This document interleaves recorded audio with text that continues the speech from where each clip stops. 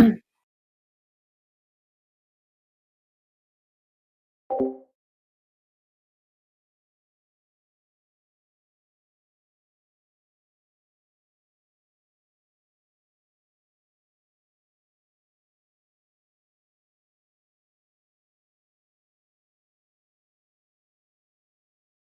you see me? Okay, I can't see me. But I guess we'll start. So welcome everyone to the July Game Dev meeting of the International Game Developers Association, Twin Cities chapter. I am Beth Korth. I am the acting chair of our chapter right now, and I will do our intro slides. So that is the introduction. After that, we'll do community plugs and announcements. If you have anything to share, you can mention us on the Discord, and hopefully Mark or somebody will catch that. Um, there is the link to join our Discord if you are not currently on it.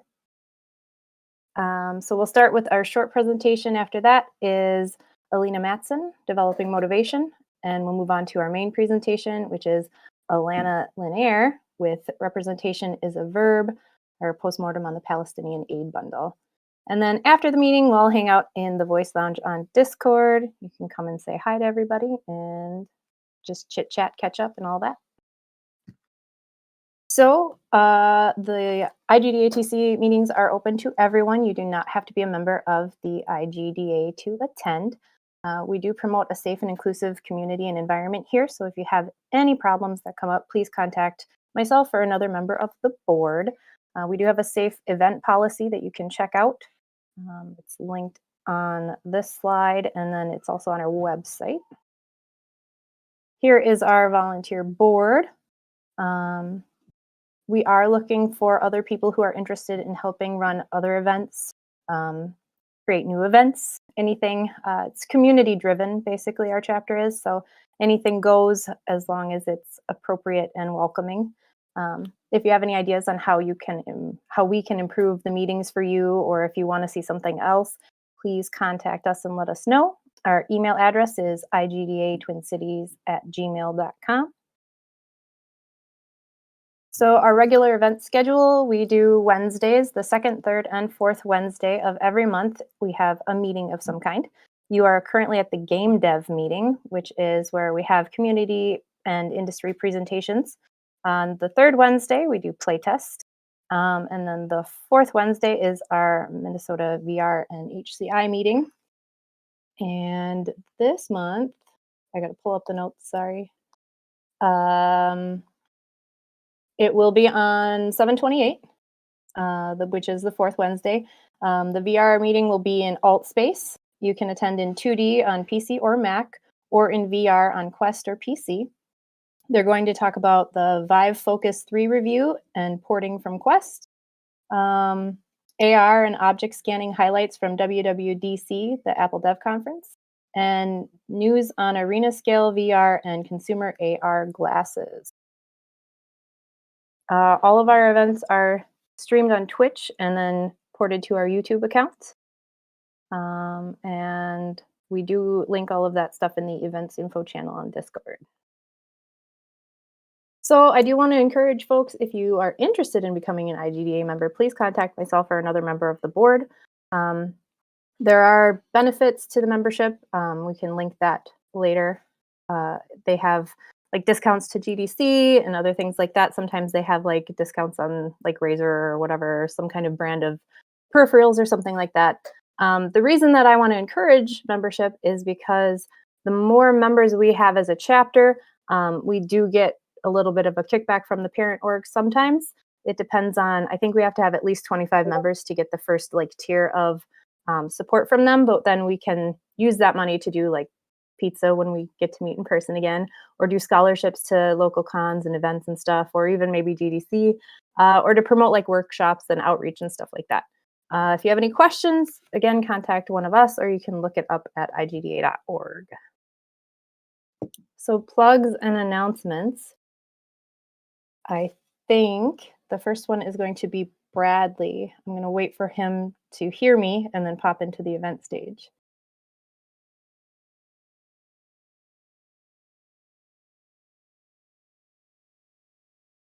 Maybe.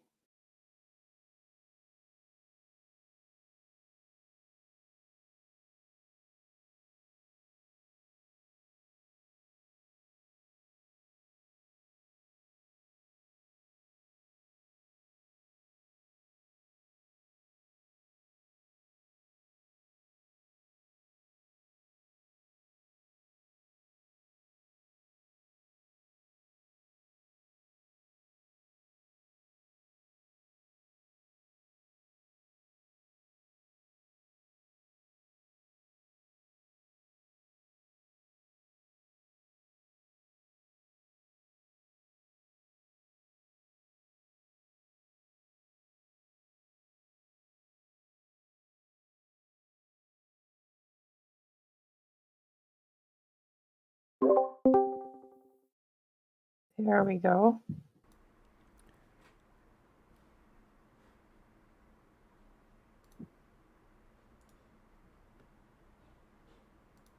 And you are muted.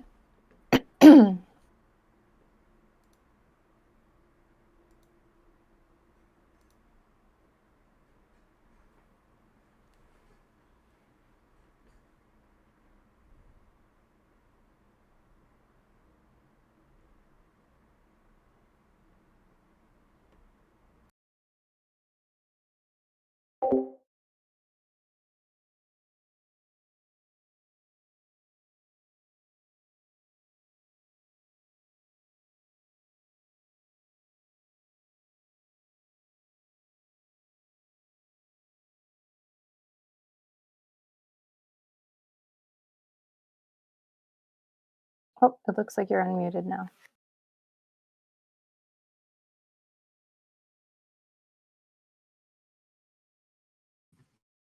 I'm being a terrible guest right now. So sorry. I'm gonna just use audio today, if that's okay. Sure. Let me...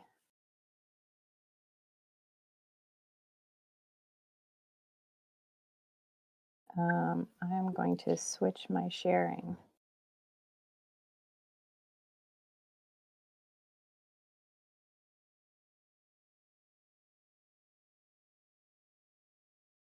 All right. This is your plug, right? Yep, Big orange dance machine? that's it.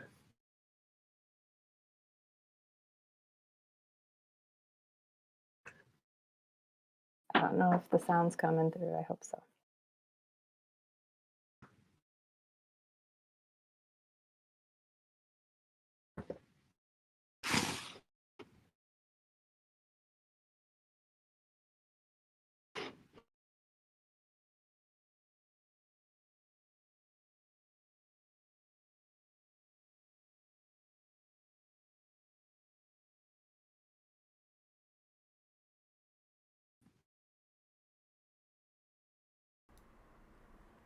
We're not getting any sound here, so Bradley, if you can just go ahead and narrate and let us know what we're looking at.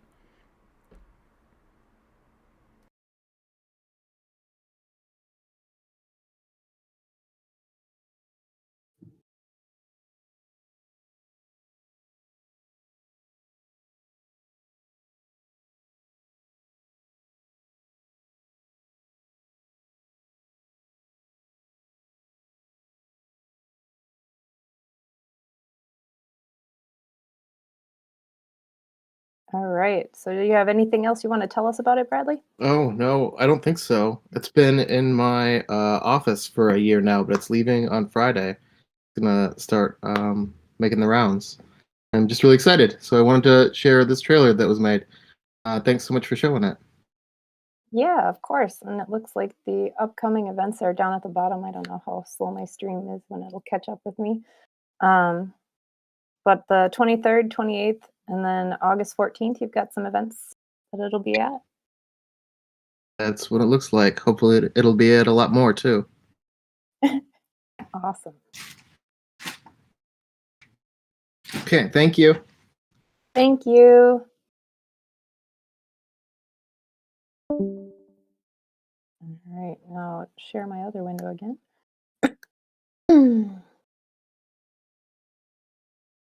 Are there any other plugs or announcements? I only saw the one in the reservations, but we can definitely take some from the chat if anybody's got something they want to share. I'll wait just a minute to give the stream time to catch up.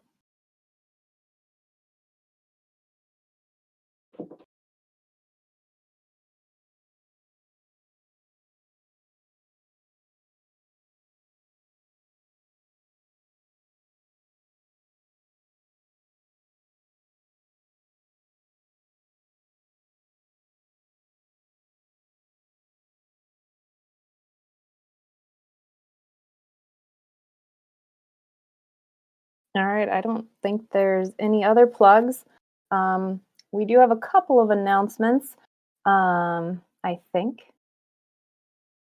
Besides the upcoming events, we probably are always looking for folks to be in the playtest events. You can contact Mark or Lane for information on that. We will also be sponsoring Indie Island at 2DCon this August. We'll have details again at our August meeting, but just so everybody knows, that is, I believe, like the 27th through the 29th of August, and we're going to have a table there. So if you want to come out and say hi and everything like that, it's going to be one of our first in-person appearances in a very long time. And then I think we're going to move on to our presentations. If Alina is going first and she wants to hop into the event stage, all right. Hello, I'm going hello. to mute myself and let her take over. Welcome. Alrighty, let me share my screen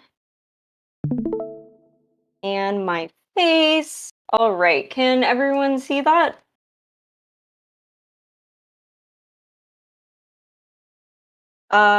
Yes.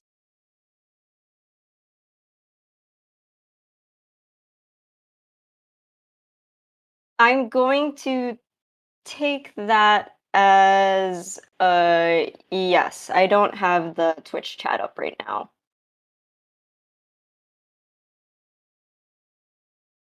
Cool.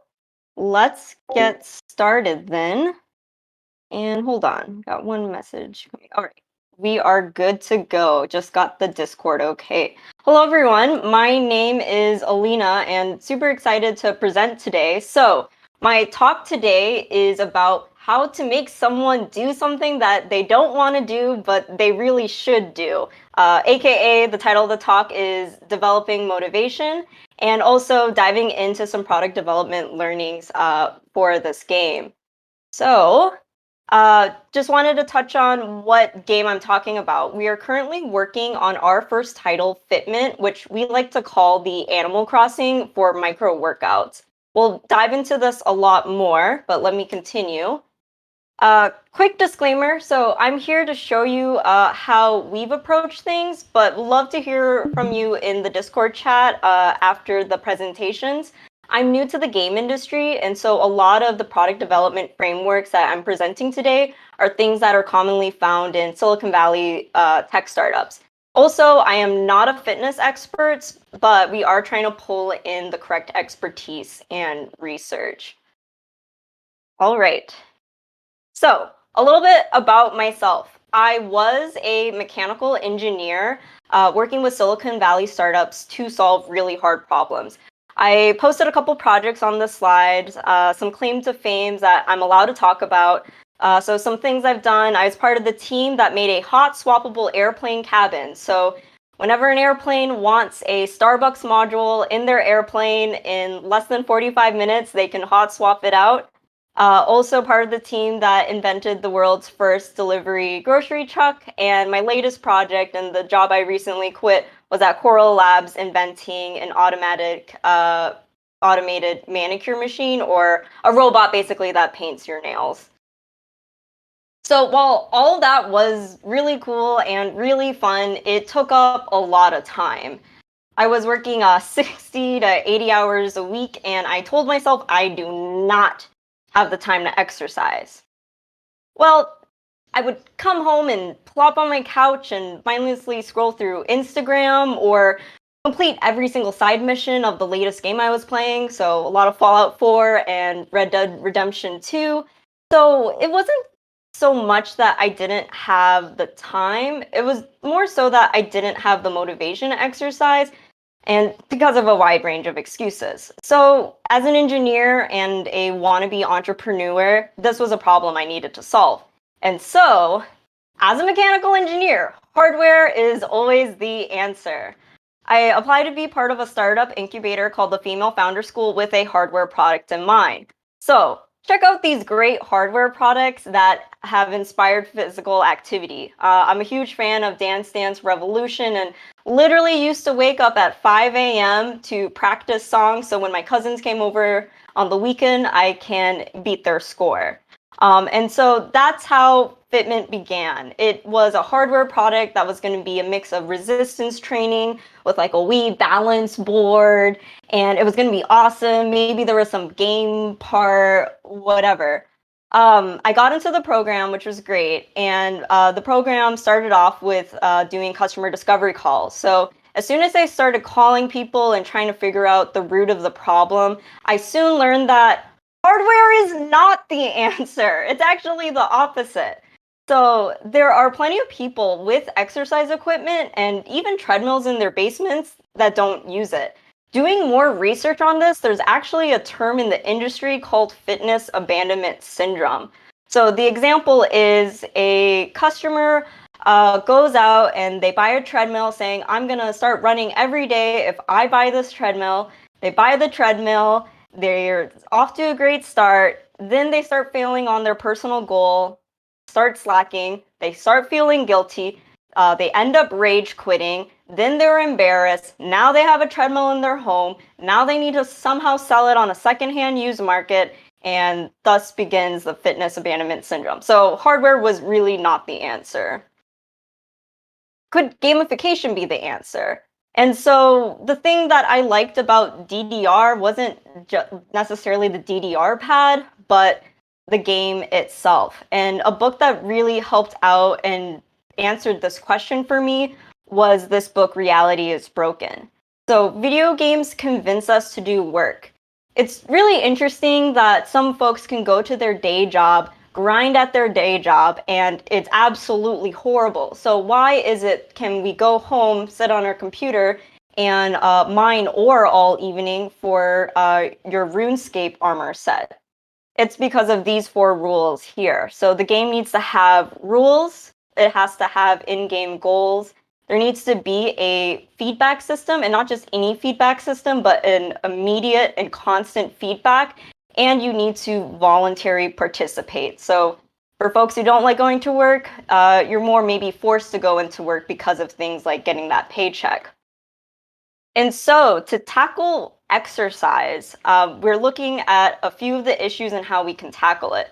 So the first one that kept coming up in the calls where people do not have the time for 30 minutes worth of exercise, plus changing to the gym clothes, plus driving, plus going to the gym, plus waiting for the snowplow, etc., etc. And so we came up with the concept of micro workouts that can more easily fit into people's busy schedules and can be done anywhere. Another excuse was folks just don't have the motivation for exercise because they personally, intrinsically, do not have the motivation. And that's where the game solves it. So we can create extrinsic motivation such as in-game goals.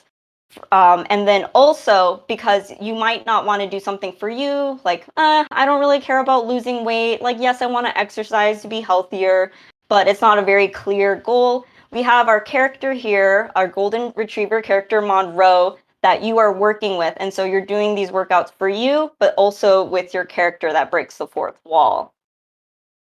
Going deeper into the goals, we want users to be able to choose their own goals by providing different options. So different, if it's a collection-based game mechanic, it's allowing the users to pick what type of armor they want or furniture set they want. And the whole thing about rage quitting and fitness abandonment syndrome, we want to get rid of that by not having a lose scenario in our particular game. Monroe will not die if you forget to do your workout, like your Tamagotchi or your old Nintendogs game.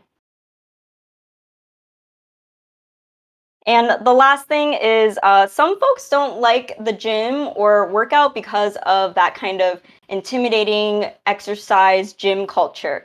We use a really charming and friendly art style that's pretty universal and keep our tone of voice really friendly to just get rid of all of that intimidation. So here is Fitment, and it's a mobile game that provides micro workouts. They're 1 to 10 minute long workouts that you can do anytime and anywhere, including your desk. And they focus on cardio, strength training, flexibility, and more. A cool fact is you only need 11 minutes a day to counter the effects of sitting all day. So let's break this down with the rules from Reality is Broken to compare a video game versus regular exercise. So for Fitment, the rule of the game is you want to find time in your day to fit in your micro workout, versus regular exercise is finding time in your week to do 1 to 5 times a week of those regular sessions. I want to actually say another disclaimer and say regular exercise is really important. For folks who are sedentary and are getting back into exercise, we find that Fitment is a really good stepping stone onto building good habits. Going to the game's goals for Fitment, it's completing enough workouts to be able to achieve your goals, to purchase items. For regular exercise, that might be a little less clear unless there may be goals like losing weight or gaining muscle definition. The feedback system, and here's the biggest difference, is with the video game, you get that instant feedback system, that gratification of your coins, your experience points, versus regular exercise. Maybe your friend is telling you good job. You'll feel energized and great afterwards. But beyond that, especially if you're looking for physical changes, those are going to be really slow. And again, that instant feedback is really important for the feedback loop. And voluntary participation. With both things, we hope the players are opting into it and want to do those activities. Looking into the research for micro workouts, there's been a wave of studies that have proven its effectiveness. Again, regular exercise is super important. You should get about 150 minutes a week of moderate exercise a week. But looking at micro workouts, and the benefit is micro workouts have been proven to show to increase attention, visual learning, decision making, taking little breaks throughout the day. The best time to do a micro workout is about twice a day, once in the morning and once around lunchtime.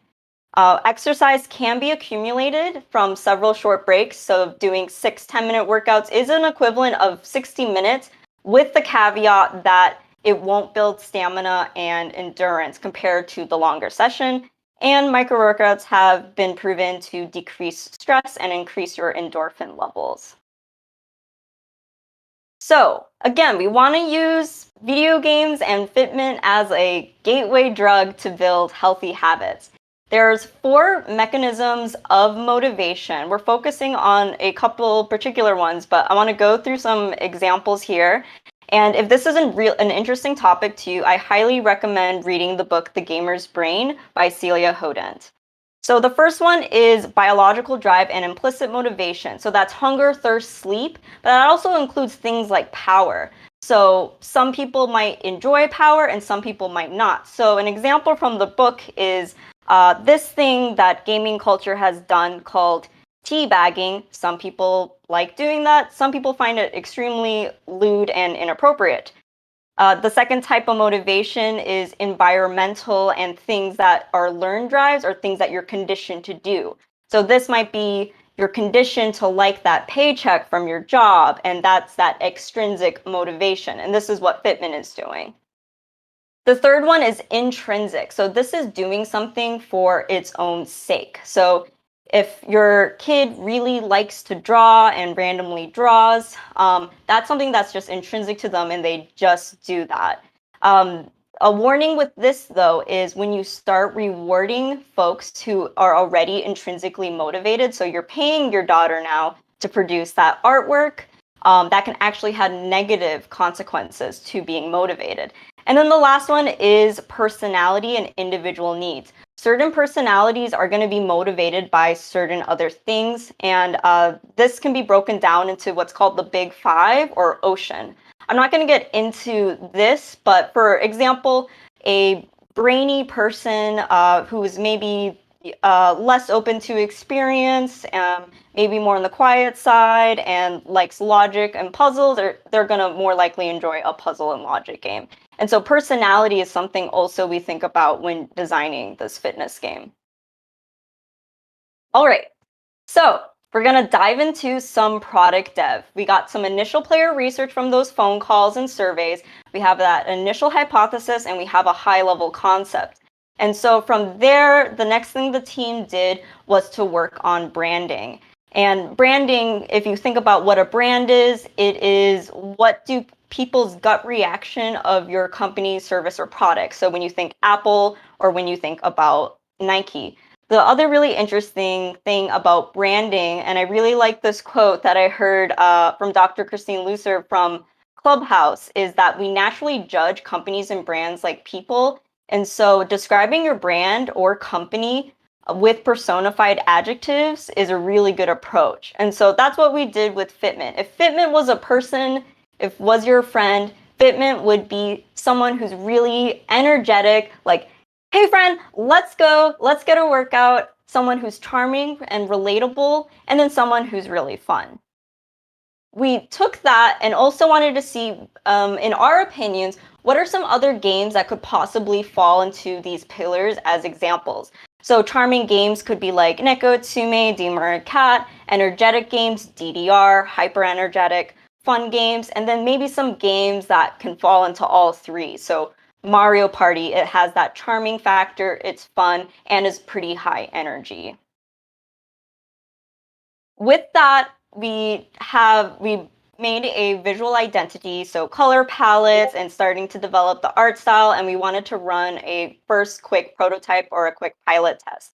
And so we just wanted to test the concept of having this character breaking the fourth wall and micro workouts. This test was successful, and we decided to continue on with the idea.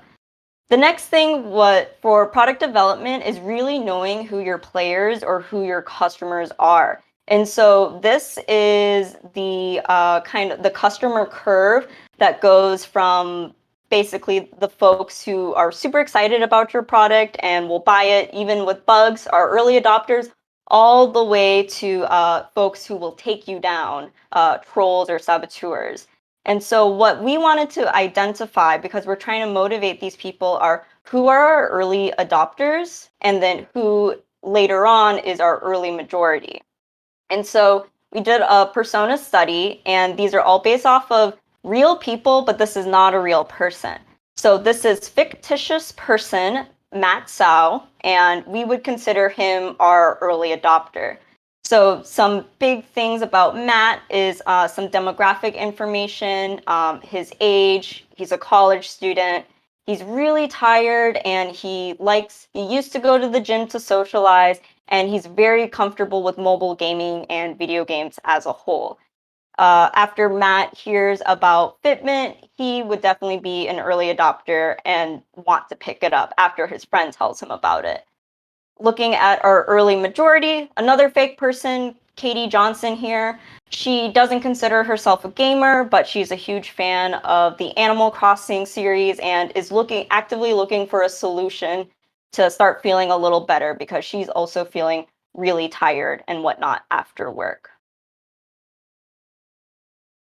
So what does that user persona exercise look like? It is a lot of talking and calling people. I talked to about, I think, 20 or 30 people on the phone to try and figure out who are these people. And this is a little table here of how we can start defining who our players are. So for Katie here, we have, again, that demographic data. And then, like, what is their background? What is their story? So Katie, she, grew up in a suburb of Madison. She lives in Minneapolis, et cetera, And then what do they expect and what do they desire? Why would they want to play Fitment? Why are they looking for it? This next slide here is what's called a user journey. And so this is basically pathing out how and why they discover the product, or in our case, Fitment, a game, and then how do they share it? So what compelling events make them look for a solution? So a long winter and pandemic continues. Now walking around the city will not be an option. So Katie's looking for something to get a little more fitness. How does she find Fitment?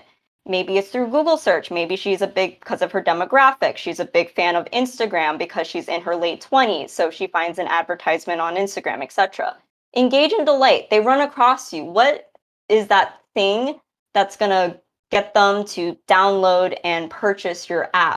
And then are they going to share it? And then how are they going to share that? Cool. So we got our players defined. We have a game concept. We roughly have a core game loop. Let's build the game. Well, not exactly. We haven't started any details of the game mechanics. So let's start diving into that. And this is what I think you all in the audience are more familiar with. And so first starting off Fitment, these were kind of the main game mechanics of the game. And so the core game loop is you do the workout, you get the rewards, the money, and then you can use the in-game coins and money to purchase items to do the collection. So we have customization collectibles, there's a team mode, and then still thinking back in the day about that pet simulator thing, which we did eventually remove because of we don't want any negative consequences in the game. So here is a clip of this fantastic dialogue that I wrote, and we sent it out to 20 real playtesters, friends, family, random Discord folks, and no one liked it. Lots of chatter from Monroe, the main character. There was some good feedback on the workouts, but really we were trying to phrase some questions like, when playing adventure mode, did you read the character exchanges? And, the nice answer of, kind of, I skimmed them, just showed that this was not, even though I love story, this was not a mechanic that was going to work for our players. And so we had to go back to the drawing board and look at, okay, what other game mechanics will help with the motivation and keep our players engaged. So story progression, not really. Again, the pet sim thing, that wasn't really going to work. Things that we wanted to look at, not everything on here. We have some couple extras, but wanting to look at user progression and mastery, keeping the teamwork, and then having a progression. And so you're progressing through the game and having a slight difficulty increase in the workout to keep things interesting. And so from that, we kind of had a basis of what we wanted to do, but how did we want to implement that into the game? So what we did next was just find inspiration from our favorite games. This is a quote from the book Steal Like an Artist, and the quote is, "Steal like an artist." I definitely understand about wanting to create original work and original art, but I am a strong believer of no art is truly original. Everything comes from somewhere, and I think it's totally okay to find inspiration in other games and in other places. So inspiration for us with the collectibles, I'm not sure how many in the audience have played this game, but this was a big game, Neko Utsume, back in the day about collecting cats, and was really focused on not necessarily customization, but being able to collect cats and see you collect cats through basically filling out the sticker book mechanism. For customization, Animal Crossing Pocket Camp had a great user interface and a great way to arrange furniture and see everything visually on the screen. This is a productivity app called Forest Focus, and is about helping players or users stay more focused by putting on a timer and collecting trees. And another one, so I didn't want to get rid of the story completely, but I didn't want to make story the main part of the game based off of the feedback. And so from the game Dear My Cat, you unlock these little cute journal entries. And so for players who want that backstory of the characters, you can unlock journal entries. Something else that I found really interesting from the gamer's brain is the reward system itself. So intermittent rewards have a greater impact. So essentially, this is the gambling or the slot machine thing. when you don't know when that reward is coming and it takes a variable amount of lever pulls to get it, the anticipation of maybe getting a reward becomes almost sort of like a high in your brain. And so what Fitment wants to do is take advantage of a couple of these techniques.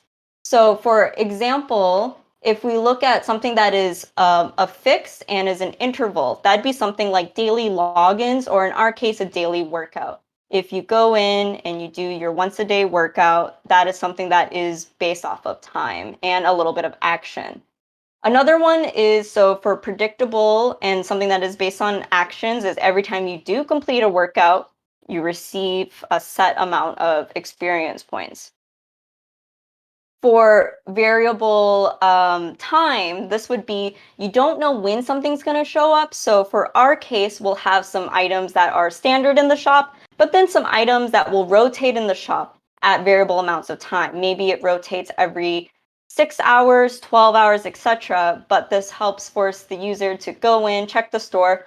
They see that something is coming up and they need to get it, and maybe they need to squeeze in one quick micro workout to be able to afford that item. And then lastly is that kind of gambling situation. So this one I'm not totally sure on how we will implement, and I don't know if we will, but this would be receiving a variable amount of coins, for instance. So Fitment, right now, this is still work in progress. We've built out our game design document. We are refining the game mechanics, and with all of those new features that we added, we're currently play testing the prototype, and we're getting feedback this week. So it's been really exciting. And yeah, I hope you learned something from this presentation. If you found this interesting and want to support us, please follow us on social media. We're at PlayFitment on Twitter and Instagram, and you can find us on our website also at playfitment.com. Alrighty, how am I on time?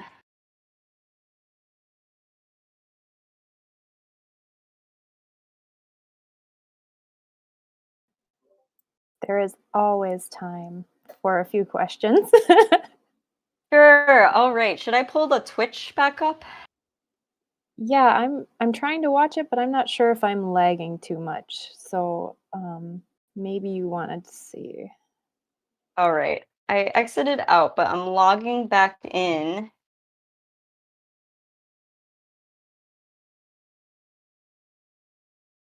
So, is there an alpha or early version to people to try out? Right. Is there an alpha or early version? I got audio feedback. My bad. We are doing a play test right now of a prototype. So I wouldn't even say we're on alpha right now. And from that, the prototype results, we're going to use that to start to build out our vertical slice. And if you want to play the vertical slice or our demo, we'll be revealing that at 2DCon. The first book I mentioned was, oh my gosh, now I'm blanking. Reality is Broken.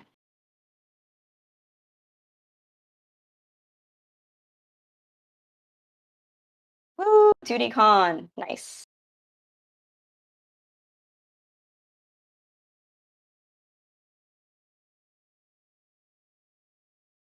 Thank you, thank you.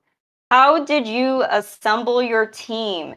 So one of our team members reached out on Discord. I made a small post about Fitment back in the day on, I think, the Gamer Girls Discord channel, and someone reached out and was like, hey, love your idea, and decided to join the team. And so it's been all really all word of mouth for our current team. Why did you decide to become a game dev? I've been wanting to be a game dev probably for a really long time, at least 20 years, but I didn't know it was like a real thing or career up until recently. And I didn't know it was something that you could self-teach yourself. And so I discovered Brackeys on YouTube a few years ago. And then another thing I want to mention is I use a mixture of a no-code solution, Playmaker, and C#, which has helped a whole ton. So I'm a huge advocate for Playmaker and no-code solutions for getting started.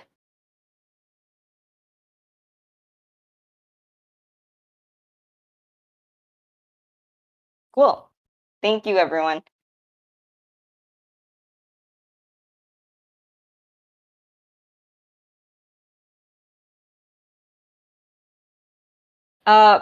Bracky's, I don't think he posts on YouTube anymore, but he does a ton of Unity and C# videos, and yeah, he's absolutely fantastic. Huge inspiration.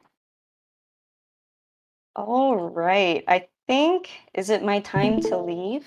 I think so.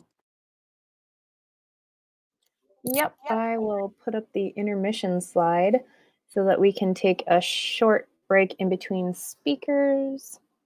Oh, I suppose I'm talking. I should put myself back up again. So let's see, at 7:27. I always hate to take too long a break, but everybody needs time to run throughout their house and stuff. So let's come back at 7:35 for the next presentation.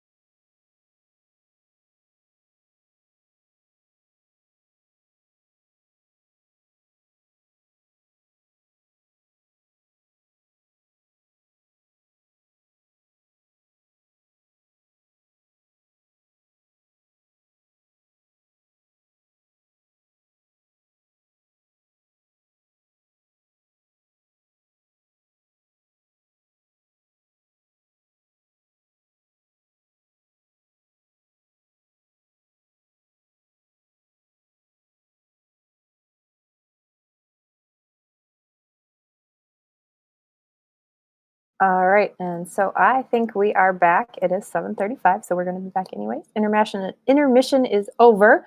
We're going to move on to our main presentation, which is Alana Lynaire and her postmortem. So welcome, Alana, and I'm going to hand it over to you. Thank you. I meant to share this before, but now I'm sharing it. Okay.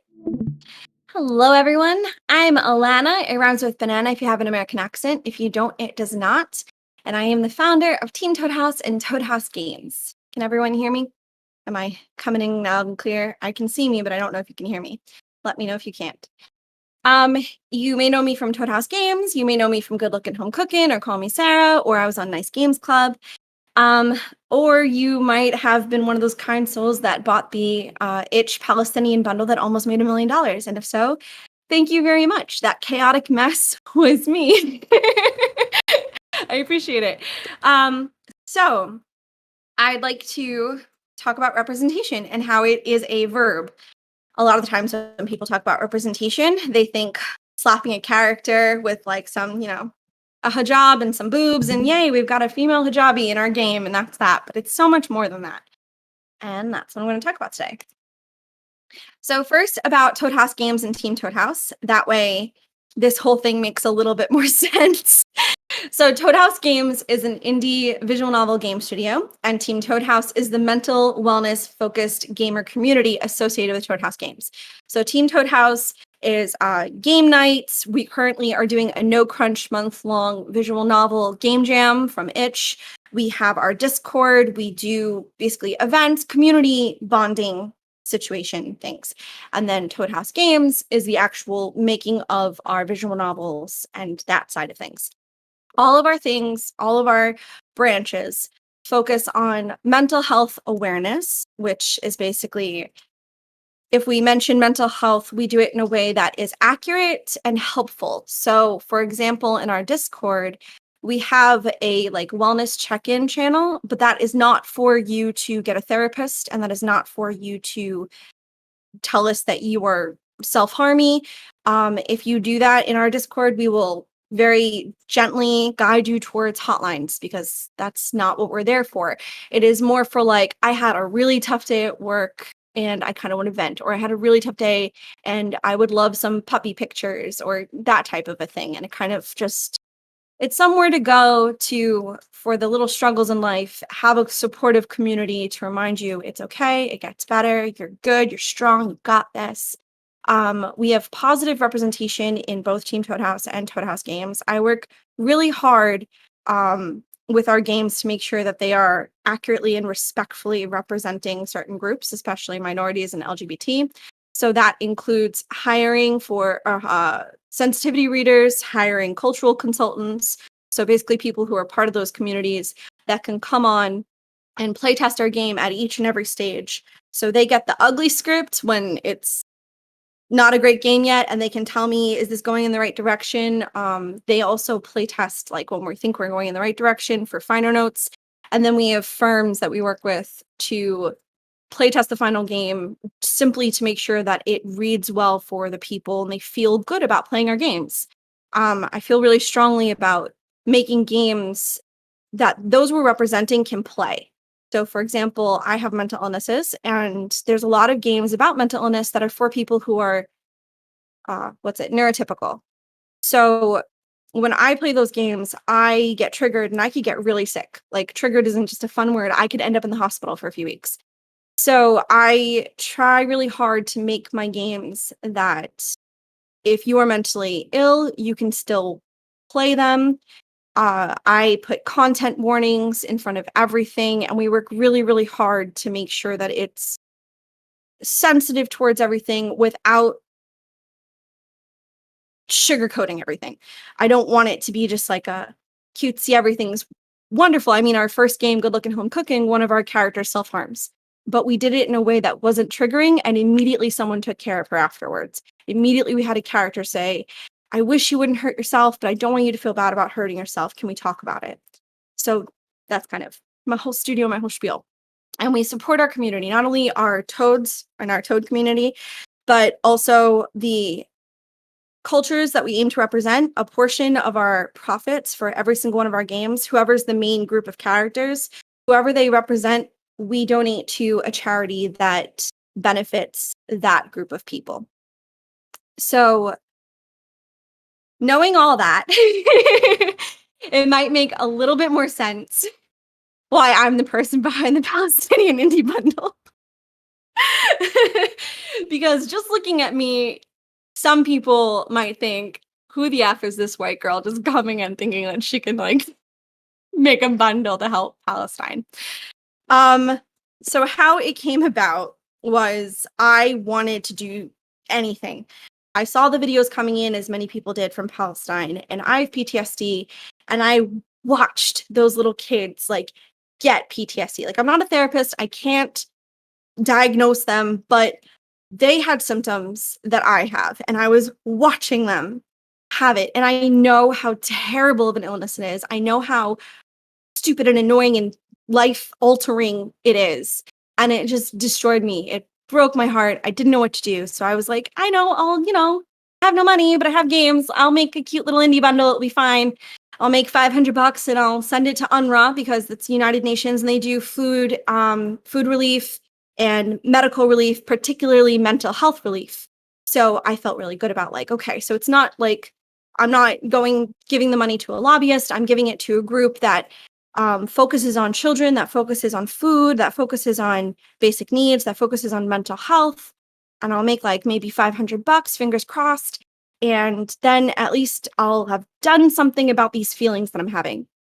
So our original bundle was about 22 games. And I was just about to make it go live when one of the creators backed out. And if you know anything about itch bundles, it's that once a creator doesn't confirm their game, you can't edit it because itch bundles usually go to the devs. So they don't want you to like retroactively, evilly, sneakily be like, actually, I'm going to take it all. And then the person edit it and make all the proceeds go to a certain person instead of everyone, however it was originally agreed upon. So I had to cancel that bundle and create another one. So in the hour that it took me to like cancel it and organize everything, because organizing an itch bundle, even for 22 games, is a lot of work. I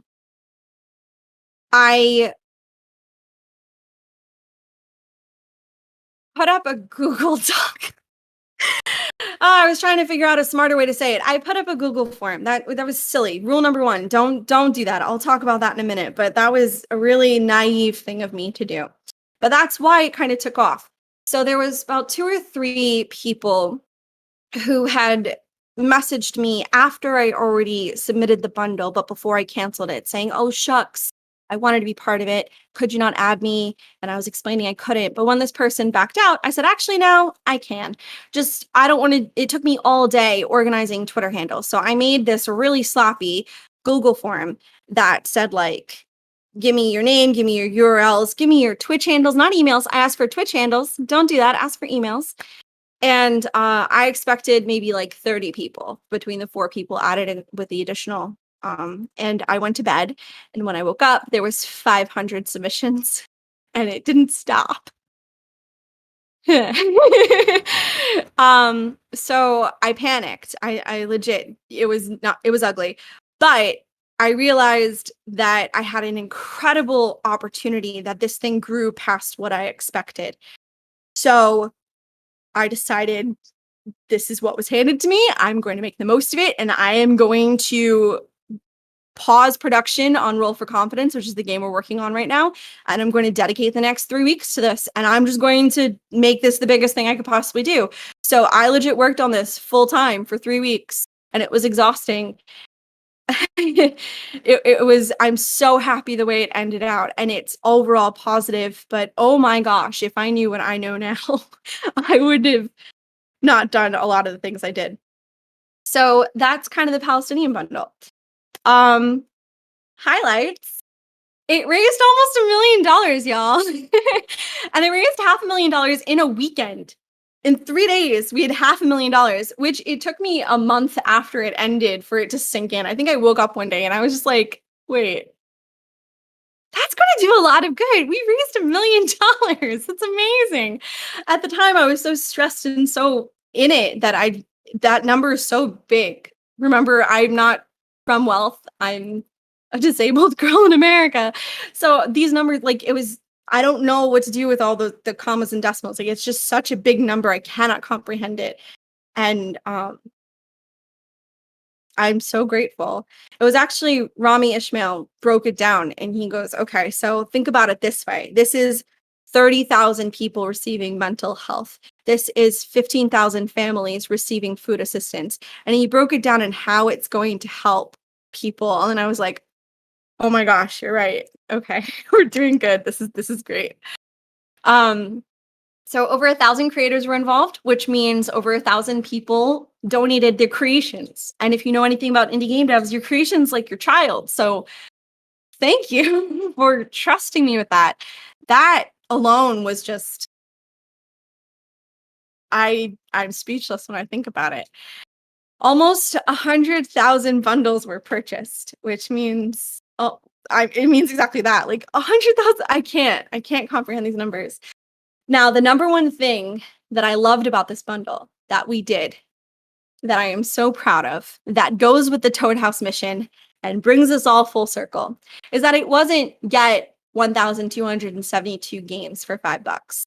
We said, we found a Palestinian game developer, Rashid Abouidi, and he made Lila and the Shadows of War, which is a game that takes place in 2014 in Gaza, and you play as a little girl. And the war in Gaza in 2014, a lot of the casualties were children. So it's a heavy game. It's a short, heavy game.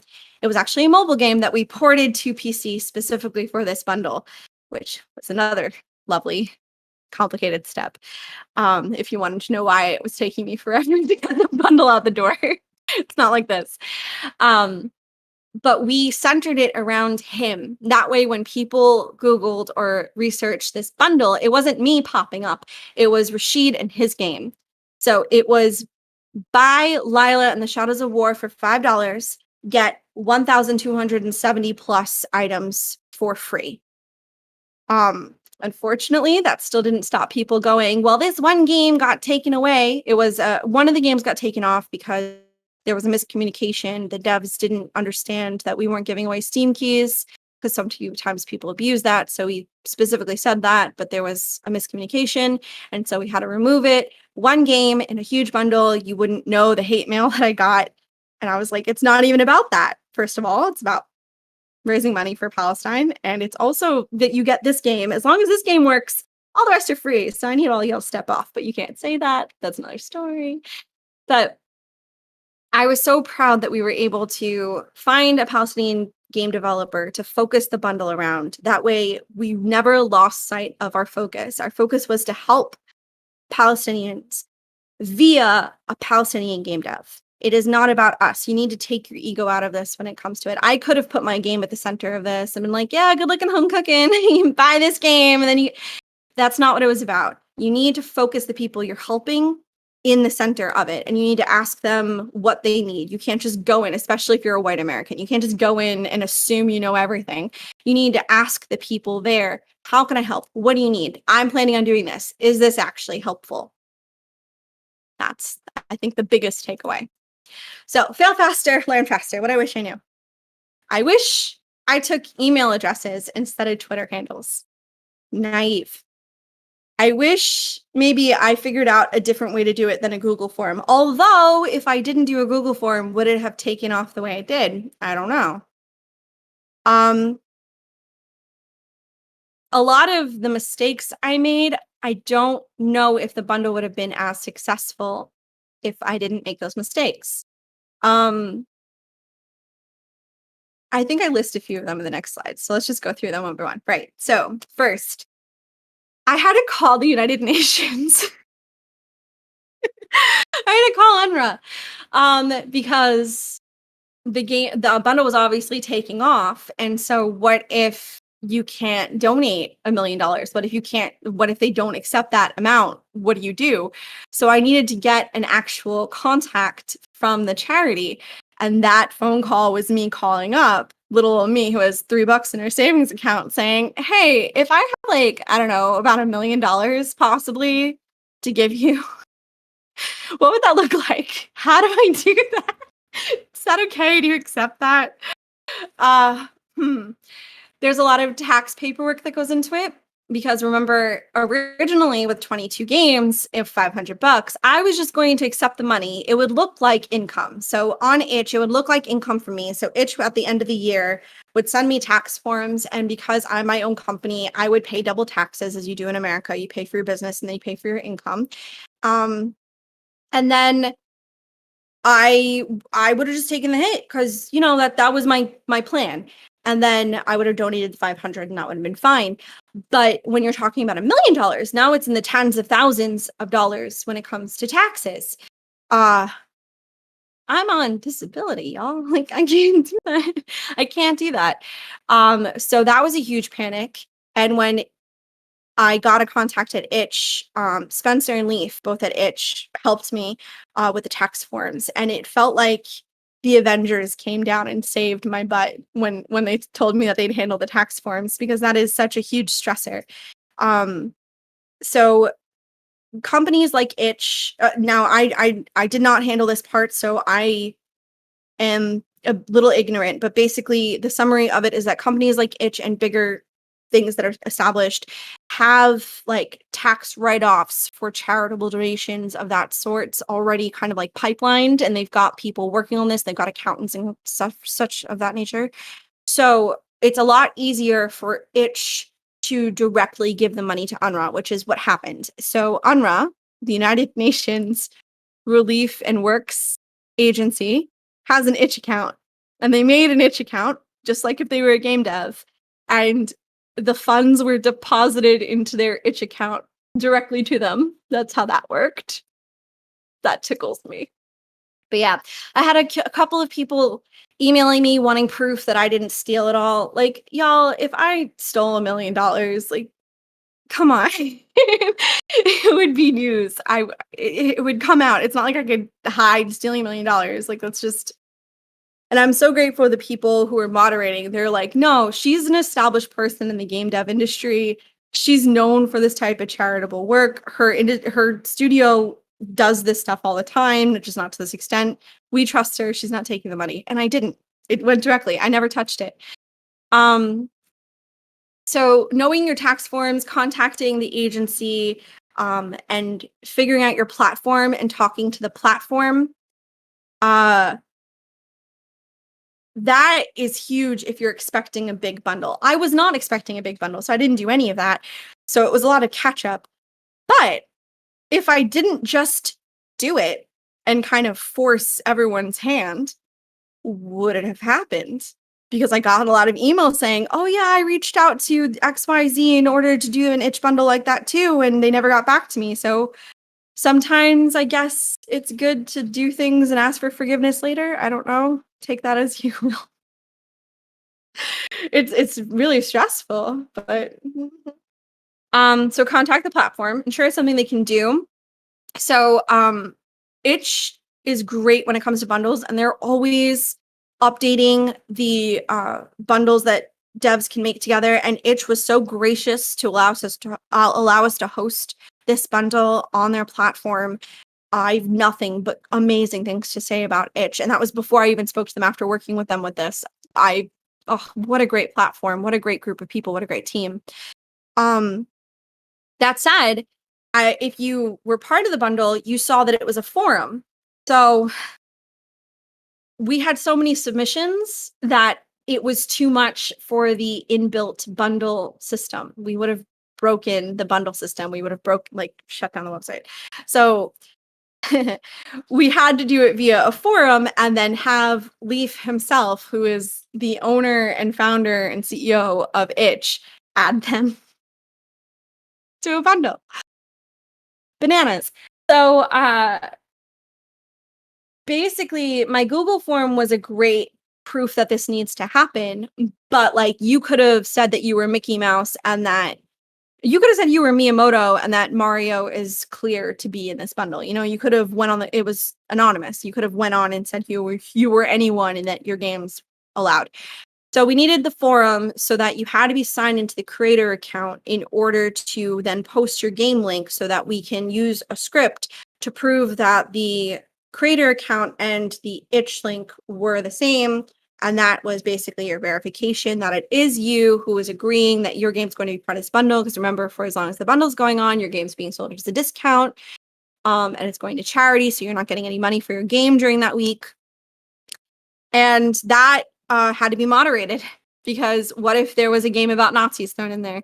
So every single submission had to go through, and Mark was one of the volunteers, had to go through on a shared Google sheet. Every submission, the creator, every submission had to be opened and tested to make sure it wasn't broken, to make sure it wasn't racist, to make sure it wasn't hateful, to make sure it didn't have like penis in the front page. And that was all volunteers.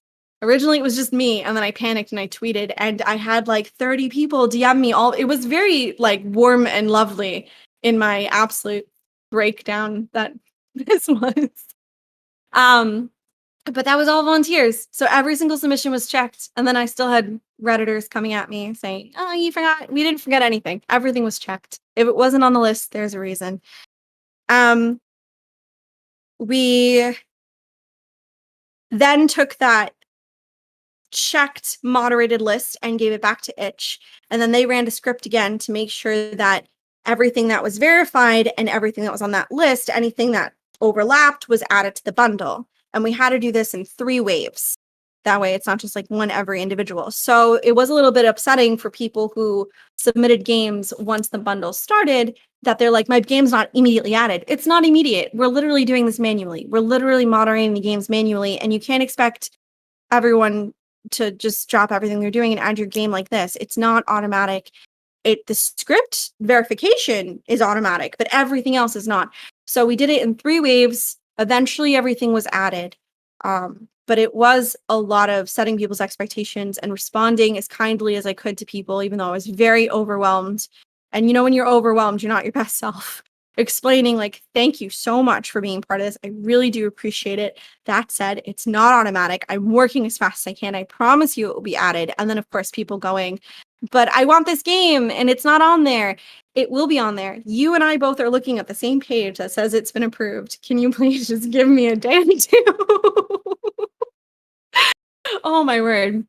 And then be organized, emails best, as I think I've said 5 times already, because I asked for Twitter handles. And that means we had a DM, and those who didn't have DMs open, message over 1,000 creators' Twitters to say, hey, could you please now post your thing on this forum? You signed up for this Google form. Could you please verify your identity by doing this, and then do this, and then do this? It was a lot. Like, to get 20 people to do anything is a lot. To get over 1,000 people to do anything, oh my word. But yeah, learn on a small scale before trying something massive, and email is better than any social media contact. Fun fact, this was my first bundle on Itch ever. In fact, I was DMing, oh, I forgot his handle, the bad RPG dev. He makes the games, the really, really long names. He does bundles all the time. And so I DM'd him like, hey, I'm thinking of doing a bundle. Could you teach me how? 3 days later, you know, superpowers. So that's how the Palestinian bundle came to be. I know a lot of people think it's like this divine thing that I so deftly created, but it was a lot of panic and learning and reaching out to people who are smarter than me in a panic, saying, I bit off more than I can chew and I don't know what to do. Please help. And the game dev community, honestly, just coming together. It was such a group effort. People thank me all the time for it, but it would not have happened if it weren't for the community. I'm just so grateful that I'm in a position in the game dev industry where I do have that community around me, that if I do have a call to action, like, hey, I need volunteer stat, or hey, does anyone have an extra game that you can add this little bundle I'm doing, that I have that support. Without that, this wouldn't have happened. I am open to any questions. Please play Lila. Let's see. Do they take a check? I don't know. I don't know. I mean, I wouldn't be cutting the check. Itch would be cutting the check. So if they did, that's above my pay grade. I'm like sweating remembering the stress of it. Whew. How do you take PayPal and make an 800K donation to you? It was kind of that vein. Yeah. And I did marshal an army of helpers. Thank you very much. Yeah. Let me know if you have any questions about Team Toad House or how to make a culturally sensitive game or how to run a bundle on Itch or I don't know, anything else. I know a lot about tea. Feel free to ask me about tea. I'm always willing to talk about tea. Forgive me for turning red because it was really stressful. Now it's great to talk about, but oh my goodness, it was so stressful for that 3 weeks. Would I do it again? Funny you should ask. I was interviewed by a whole bunch of people. Like, I got a message at 2 a.m. from Al Jazeera, the publication house. Like, oh, could we ask you for questions? I was like, yeah, you're Al Jazeera. And they asked me that, and I didn't know how to respond to them. And I still don't know. I mean, obviously, I would love to do charity things, and obviously, I do it with my company and my studio, and obviously, I want to help as many people as possible in any way I can. I'm more than willing. Would I do exactly what I did before, like the huge bundle and everything?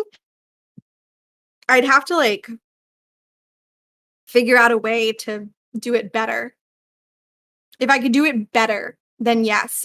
If I had to do it the same way as I did before, no, I don't think it's worth the stress. Like, I'm so grateful it got so big, and I'm so happy that it went past what I was expecting.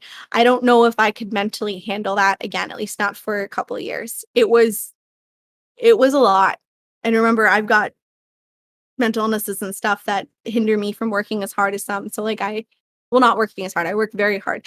I mean like handling as much of a load as some. So it was, what do you think you could make it better?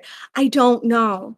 I'll ponder it and I'll figure out how I could have done it better, what I could have done better, how I could have improved. But I don't know. Like I said, I think some of the mistakes that I made enabled it to grow past what anyone expected, simply because it was such a grassroots, naive, earnest attempt. I think if I were to try to create it again, it would come from a more like business savvy place. And I think people were drawn to it because they saw how naively earnest I was and that I was just trying to do something good and they wanted to help too. And even if that same energy is still there, without like the runaway train of it, like lightning doesn't strike twice, you know? It's like, I don't know. I think I need a way to collect the devs in the game. I need a more organized way to do that I'm not reaching out individually to 10,000 or 1,000 people. The moderation of the games went a lot easier than I expected. So maybe not that. I was about to say an easier way to moderate the games, but the volunteer teams did it. I don't know. But when I figure it out, I will do it again, just not the way I did it before. Tell us about Call Me Sarah. I would love to tell you about Call Me Sarah. So we are making Call Me Sarah. It comes out next year. It's a game about friendship, making friends as an adult, and anxiety. It's heavily based on my experience moving to Austin. So she starts over, moves to a new place, and she goes to therapy and gets a new job and tries to make friends. And she tries to work through her junk while trying to make friends in this new place. And that's Call Me Sarah. And we have 4 vignettes coming out this year. Good Looking Home Cooking also already came out. That's the first vignette. And all the vignettes take place a year before Call Me Sarah happens. And you meet the characters and locations that you'll see in Call Me Sarah. So in Call Me Sarah, you're the new kid in town. But the vignettes, you get to see people as they are in their town. So the first one, Good Looking Home Cooking, is about 2 best friends running a food truck park during Ramadan. The second one that's coming out is called Rule for Confidence.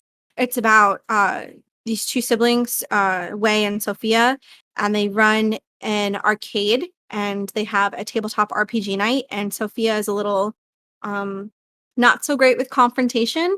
And so she wants to be stronger, but she doesn't know what that looks like. And so she kind of role plays it and she figures it out via tabletop RPG. The third one is about Kenta, who you saw in Good Looking Home Cooking. It's called Cultivating Habits. It's Kenta's like backstory, if you will. And then the fourth one is Delightful Introductions. And it introduces Billy, who is a main character in Call Me Sarah. So Billy joins the cafe that Sarah will work at. So you'll get to see how the cafe ran like 6 months before Sarah showed up. Thank you for posting the link. I love my games, by the way. I think they're fantastic. You should play them. We have community copies if you can't, if you don't have the funds right now, or if you live in a country that you can't set up your PayPal for itch. But I love our games. I love them so much, and we work so hard on them. Got the best team in the world, so please play them. Oh, thank you. I love the continuation between all the games. I appreciate it. I do too, honestly. Like, I know people are supposed to be humble about their games, but nah, I love it. I love what we're building. I love the whole world. At the end of all of the vignettes, a trailer for Call Me Sarah plays, and it feels very like MCU to me, and that makes me feel really good.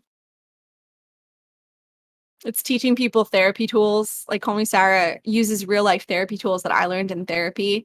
So if people don't have access to therapy, at least it's a start that maybe we can get some wheels turning and they can get slightly in a healthier mindset from playing, fingers crossed. So yeah, I have a lot of big ambitions. My whole studio is no crunch. I'm really trying to change the industry. Do my best.